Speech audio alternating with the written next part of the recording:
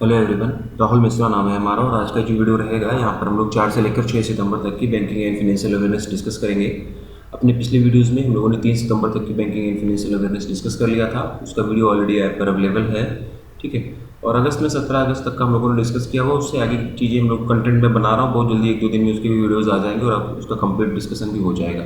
PDF भी उसकी available करा दी जाएगी बहुत जल्दी। अभी मैंने पार्ट 1 उसकी PDF अवेलेबल कराई है। इसमें कुछ क्वेश्चंस का एक्सप्लेनेशन नहीं है, तो बहुत सारे लोगों को मन में डाउट आ रहा था कि उसका एक्सप्लेनेशन क्यों है। तो हाँ, वो थोड़ा मेरी गलती हो गई, मैं भूल गया, उसका एक्सप्लेनेशन मैंने नहीं दिया।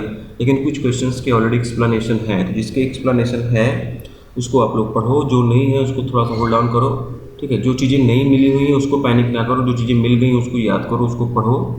बाकी जो चीज़ें रह रही हैं उसको मैं बहुत जल्दी आप लोगों को अवेलेबल करा दूंगा, ठीक है। फिलहाल आज की वीडियो पर हम लोग आते हैं। तो 4 से लेकर 6 सितंबर तक की बैंकिंग एंड फाइनेंशियल अवेयरनेस आज हम लोग यहाँ पर डिस्कस करेंगे और इस वीडियो के बाद में इसकी भी PDF आप लोगों को अवेलेबल करा दी जाएगी आज शाम तक, ठीक है। ऐप पर आपको इसकी PDF अवेलेबल मिलेगी, ठीक है। देखो पहला क्वेश्चन क्या बोला गया इसमें, name the bank which has recently partnered with the Asian development bank to promote supply chain finance solutions in India. उस बैंक का नाम बताइए जिसने हाल ही में भारत में आपूर्ति श्रृंखला वित्त समाधान को बढ़ावा देने के लिए एशियाई विकास बैंक ADB के साथ में भागीदारी की है, ठीक है। ऑप्शंस आप लोगों के सामने दिए गए हैं। इसमें ये पूछा गया है कि उस बैंक का नाम बताओ जिसने कि इंडिया में सप्लाई चेन फाइनेंस को प्रमोट करने के लिए एशियन डेवलपमेंट बैंक के साथ में भागीदारी की है। ये इस क्वेश्चन में पूछा गया है, ठीक है। तो option number A IndusInd bank इसका आंसर होगा, ठीक। Option number A IndusInd bank है, ये इसका आंसर हो जाएगा। Option number A IndusInd bank इसका आंसर हो जाएगा।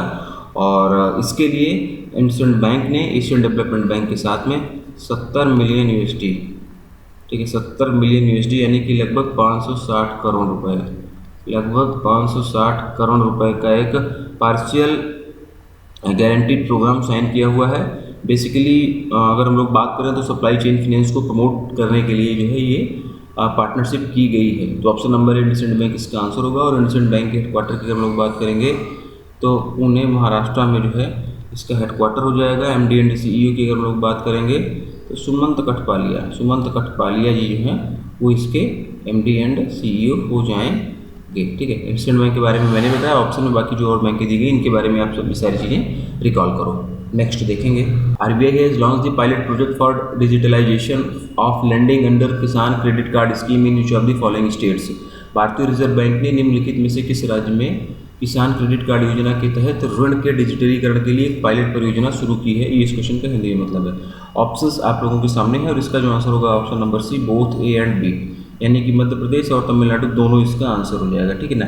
KCC यानी कि किसान क्रेडिट कार्ड के तहत में होने वाली लेंडिंग को डिजिटाइज करने के लिए RBI ने भी हाल ही में मध्य प्रदेश और तमिलनाडु के कुछ चुनिंदा डिस्ट्रिक्ट्स में, कुछ चुने गए कुछ सिलेक्टेड डिस्ट्रिक्ट्स में, जिलों में एक पायलट प्रोजेक्ट जो है ये लॉन्च किया हुआ है, ठीक है। सितंबर 2022 के दौरान ये प्रोजेक्ट काम करेगा। और यूनियन बैंक ऑफ इंडिया और फेडरल बैंक, ये चीज़ याद रखो, क्वेश्चन यहाँ से बनेगा, ठीक है। यूनियन बैंक ऑफ इंडिया, ठीक है ना, और फेडरल बैंक,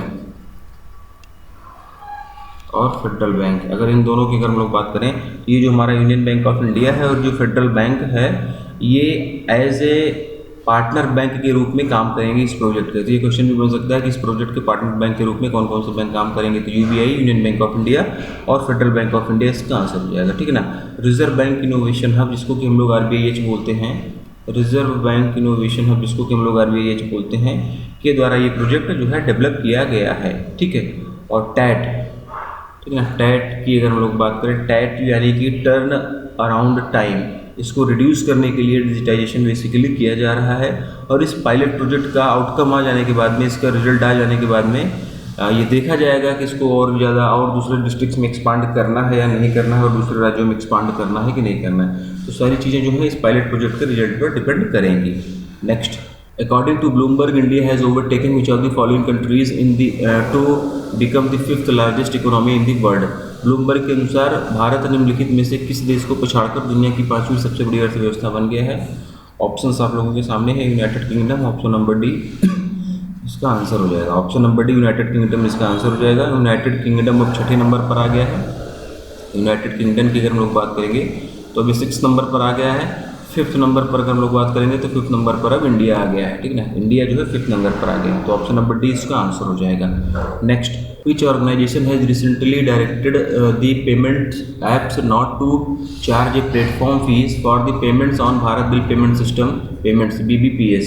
हाल ही में किस संगठन ने भुगतान ऐप्स को भारत बिल भुगतान प्रणाली BBPS भुगतानों पर भुगतान के लिए प्लेटफॉर्म शुल्क नहीं लेने का निर्देश दिया है? ऑप्शंस आप लोगों के सामने दिए गए हैं और इसका जो आंसर होगा NPCI, option number B, national payments corporation of India.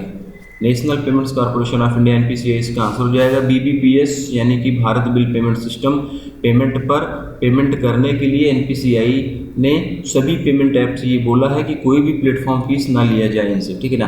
अभी हाल ही में हुआ किया था कि अभी हाल ही में पेटीएम ने बिल पेमेंट पर ₹1 का चार्जेस लगाया था और उसके बाद में NPCI ने ये घोषणा की है कि आने वाले टाइम पे मतलब जो है BBPS पेमेंट सिस्टम्स के थ्रू पेमेंट होने पर उस पर ट्रांजेक्शन्स करने के लिए कोई भी प्लेटफॉर्म चार्ज नहीं लिया जाएगा। फ़ोनपे इंडिया का सबसे बड़ा UPI है और NPCI के इस दिशा निर्देश के बाद में पेटीएम और फ़ोनपे इन दोनों ने BBPS पर पेमेंट फीस हटाने का फैसला किया हुआ, ठीक है। तो कुल मिलाकर option number B, national payments corporation of India इसका आंसर हो जाएगा। अगला और लास्ट क्वेश्चन देखेंगे हम लोग इस वीडियो का। Who has recently been appointed as the MD and CEO of the Tamil Nadu Mercantile Bank? हाल ही में तमिलनाडु मर्केंटाइल बैंक के MD एंड CEO के रूप में किसे नियुक्त किया गया? इस क्वेश्चन का हिंदी में मतलब है। ऑप्शंस आप लोगों के सामने है और इसका जो आंसर हो जाएगा Krishna Shankara Subramanian, option number B. Krishnan Shankara Subramanian, option number B जो है ये इसका आंसर हो जाएगा। 4 सितंबर 2022 से अगले 3 सालों के लिए इनका कार्यकाल प्रभावी रहेगा।